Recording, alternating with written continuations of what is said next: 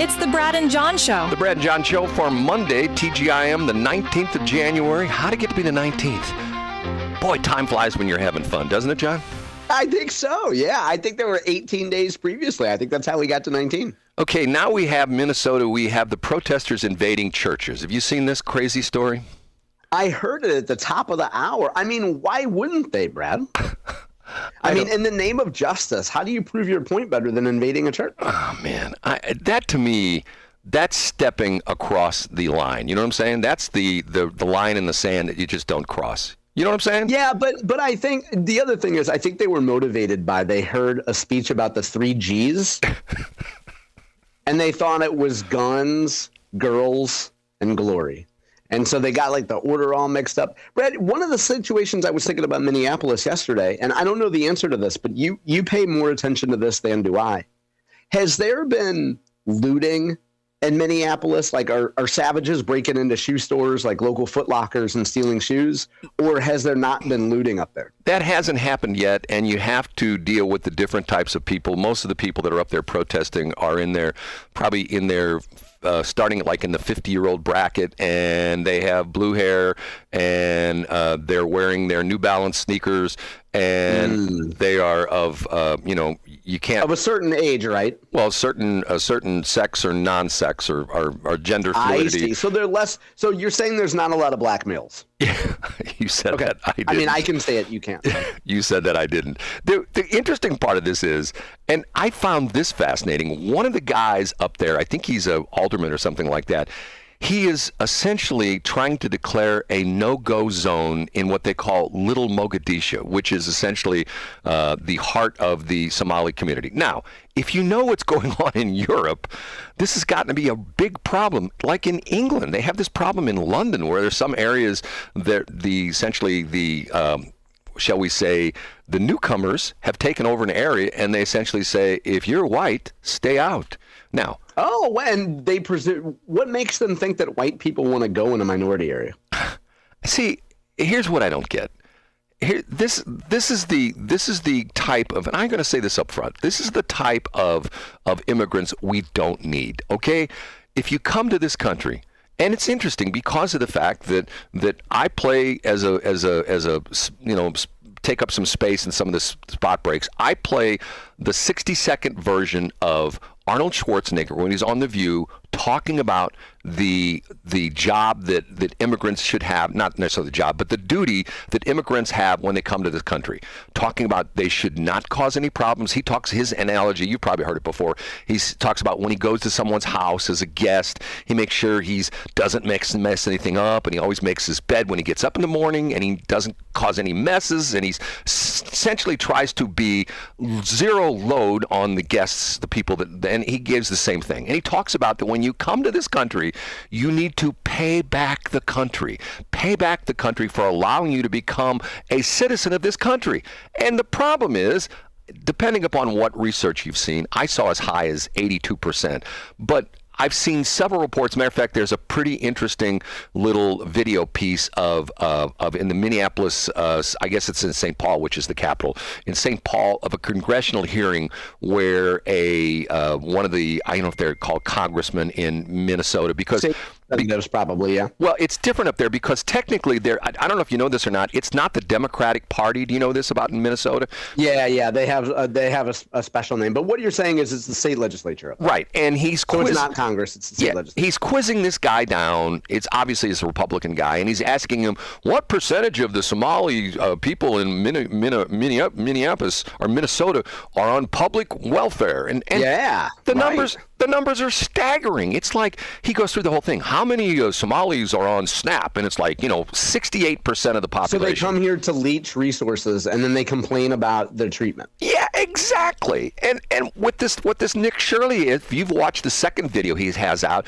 where he, now they know who he is, and he has to have a security force, and he goes to these places that are supposedly have 110 kids in them, and he goes to these places that are transportation offices, and there's no cars anywhere. One of them's in an apartment building, and that kind of stuff. And now they come after him, and they're yelling, why? Because he's the guy that's taking the golden goose away from them. You know what I'm saying? Yeah, I get it. I mean, he's exposing fraud and he's showing criminal mischief, Right. and breaking the law, right? I mean, he's a threat to their way of life. Exactly. And you know, you hate to typify people, but let's be honest. You have people from around the world. I mean, like, you know, and like, for example, Italians have the idea they're good cooks. You know, they all Italian food. Same thing with French. French people have, you know, and it's different. You know, French people have very fancy cooking and things like that. And if you live in a French neighborhood and you go to Schnucks or Dierberg's or the local store, you'll never find it hard to find deodorant. You'll always be able to get your favorite brand of Degree or Old Spice because they generally are stinky people, right? You said that, I didn't. But the point being that when you come to this country, you shouldn't make it a little Mogadishu. You should become part of the assimilate. That's the word. But nobody does that anymore. You know, I shouldn't say nobody. I mean, I talk about the fact that you have some immigrants. Matter of fact, I remember reading this interesting story that talked about the immigrants who come to the United States. And this was about 20 or 30 years ago. They come to the United States and they work their butts off. They start a business and they work their butts off. But then what happens with the second generation?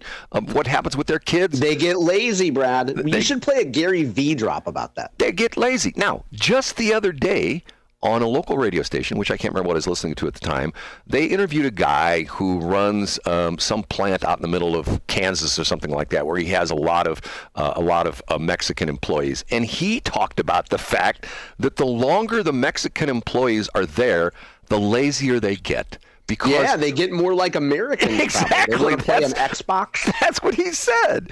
Or they want to doom scroll on their phone. Right. And I go back to a guy that I knew. I don't think he's in the business anymore. What was the difference between American workers and do they call their girlfriend on their break or do they work hard, Brad? This guy owned a landscaping company, and this was his crew of the guys who were cutting grass. And he says the Mexican guys would show up and they would work all day long, never complain, never take a smoke break, never take a break or anything like that. And the American dudes, the local dudes, they'd mow the grass for 20 minutes. Oh, I got to take a smoke break. And then they'd mow for another 20 minutes. Oh, I got to call my girlfriend. And then they'd take another 20-minute break. Oh, I got to see what's going on Instagram, you know, that kind of stuff. And yeah, and the only thing to dispute with what you've said here, Brad, the only part that's inaccurate is if you're a Mexican man and you come here, work your butt off. If you're a Mexican woman and you come here, don't work your butt off. What other asset do you have to provide American culture? Don't work your butt off. Last week, leave your butt. You know what I'm saying? Last week, at one of I met with a guy who works for a roofing company, and I said to him, "Are all your crews Mexican?" He says, "Yeah." He says, "We have one crew that's an American crew," and he says they're always the least efficient. And this is what he said about the Mexican guys. He says they work their butts off all night, all day. Then they go and they party all night. He says he doesn't even know how they do it because they get by in like 3 or 4 hours sleep. They party till, wee hours in the morning. Then they get up and they're back at it on the roofs and they knock the roofs out like crazy. And they never complain. They're never, they're never upset about stuff. They just do their job. They go home and they drink, they party, and they come back to work again. They sleep a little bit and they go back to work again. Okay, where do we find those people who are Americans?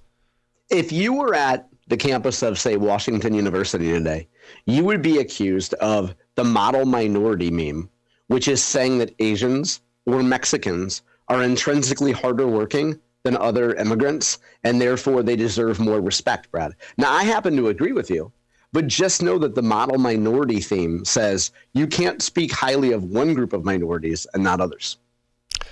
Okay. You're going to get thrown off WashU campus here, Brad. They're going to toss you off. They might, if they were British, they'd even call you a tosser. My mom and dad were both WashU graduates, and my daughter is a graduate of WashU Law School. And I tried to get into WashU Law School, and you know what they said? Well, there weren't any words that they said. You know what the noise they made was? The sound they made was? They made a raspberry. No, they went. Oh, I thought maybe they sent Bill Hennessy to call you a freaking idiot. No. Okay, did you see this story about Christopher and Raquel Judge? No, who are they? It's a Texas couple who tried to fake the Chip and Joanna Gaines. They now admit that their $5 million dream home was a fraud. A Texas couple has pleaded guilty to federal charges after prosecutors reveal they used social media to defraud dozens of homeowners out of nearly $5 million under the guise of custom homes and renovations. According to the U.S. Attorney's Office. Yes. Did you see this one? Yeah, I did. I'm sorry to interrupt. Go ahead. I watched the TV package about this, actually. Go ahead. Yeah, according to the U.S. Attorney's Office for the Northern District of Texas, Christopher and Raquel Judge, a married couple from Fort Worth, admitted to carrying out an elaborate scheme to deceive customers through their home renovation business, Judge DFW LLC. The pair billed themselves as one-stop shop for custom architecture, interior design, and construction services, luring customers through social media to advertise their businesses while falsely claiming Christopher was an experienced architect, which he wasn't. They come out to your house, and this is a quote, they come out to their house and they really pitch themselves as like this Chip and Joanna Gaines type of vibe, Lane Simmons, one of the judge's clients, told. Federal prosecutors revealed the couple would present clients with below-market bids to secure building contracts before starting projects that were never finished and ultimately left victims with incomplete residence. In the town of Runaway Bay, Christopher Judge reportedly was slapped with a total of 424 citations for code enforcement violations, which ultimately led to the FBI taking up the case. How do you think you're going to be able to perpetuate this kind of fraud going forward? You know what I'm saying? I mean, pretty soon. I do. And sorry to interrupt, but what shocked me about it, what you were getting at, I think there, Brad, is that I saw the folks who paid for services, didn't get services, or got really slapshod services. If you're this couple, how do you think, do you just hope that the people that paid you money are so impressed by your social media presence that they won't hold you accountable? Or Brad, do you think this is a case, not being an apologist here, but do you think this is a case of they saw all this money coming in, they being the social media couple, saw all the money coming in, said, oh, we'll just take the money, we'll figure out a way to make it work, got in over their head, and then they didn't know how to escape their trouble? I don't know. I mean, it's to the point where, and I think to a certain extent, if you look at him, she's an attractive gal, he's an attractive guy. I think it was one of these things where they're going like, oh, they're just like Chip and Joanna. Oh, they do such good work. You know, John, I know you're a man. You're not, you're not, what's the one I have? This calls for one of my drops. I don't use that much anymore. Hold on, let me get it right here and see if okay, you ready for this? Here we go. Yes. I'm not a baby, I'm a man. I am an anchor man. I'm a man who discovered the wheel and built the Eiffel Tower out of metal and brawn. That's what kind of man I am. Yes. Okay. The point being is, do they just think that because of the fact that he's a good-looking dude and she's a good-looking guy that they can get away with this? I guess they did. I mean, I can't even imagine, and especially like this in an era of social media, and more importantly, what's the website or the app that everybody uses? What's that? What, a neighborhood, or what is it? What's the one that? Oh, Nextdoor. Nextdoor is to the point where you can run comedy. Well, I wonder what now the couple, as I understand this, and it's been a week or so since I read this and watched the TV package. Didn't the couple say, didn't they admit to like some level of fraud? So they didn't even contest the fact that they tried to scam these people, right? Yeah. Oh, yeah. And get this. Court documents also showed the pair commingled victims' payments in their primary business account, often pulling installment payments from individuals to fund unrelated construction projects, amassing a total of around $4.8 million in losses. Federal prosecutors say the pair then spent the money on mortgage payments, living expenses, and even plastic surgery while evading questions from their victims regarding delays in construction and incomplete projects. Quote, you just need to be careful about who you give the money to, Roper, a former U.S. attorney for the Northern District of Texas, told Fox 4. If it's too good to be true, it probably is. You got to wonder what happened to the money, Roper said. You know, come on. We know what happened to the money. They pled guilty to conspiracy to commit wire fraud and faces up to 20 years behind bars in federal prison. Raquel Judge also pleaded guilty to one count of conspiracy to commit wire fraud, which is a maximum sentence of 5 years in federal prison. I don't get it. I mean, I think the unanswered question is what kind of plastic surgery was obtained, who got it, and where on their body was it needed? Yes. Like if you're the husband and the woman got some upgrades, maybe you'd say, okay, it's worth the jail time once we get out. Or, but God forbid, it's the guy getting like his eyes done or cheekbones or something, you know? That would be disappointing. Or a butt lift. You know, that's big among guys now. Butt Yeah. A little gluteal lift, Brad. Don't be so obscene as to say butt. It's a gluteal lift. A gluteal lift to their gluteus maximus. That's what it is. Okay, John. There's nobody else I'd rather spend Martin Luther King Day with than you, Brad. John, everybody else is off today. It's just you and I working, isn't it? That's right. I love it, Brad. That's the kind of guys we are. Shout out to MLK. Right. He can hear us. He's up there with my mom, right? Yeah, he's in a different place than your mom. I look up to see MLK. Okay. Talk to you tomorrow. See you tomorrow, Brad.